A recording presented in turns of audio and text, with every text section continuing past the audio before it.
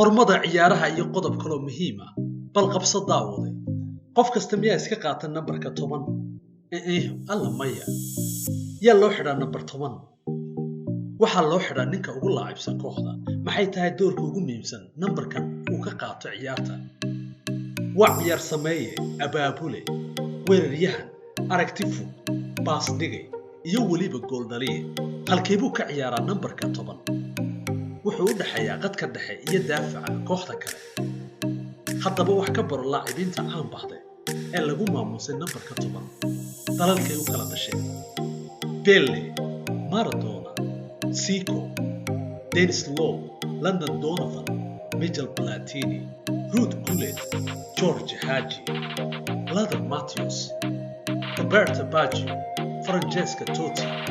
Zinedine Zidane, Michael Owen, Kaká, Wayne Rooney, Ronaldinho,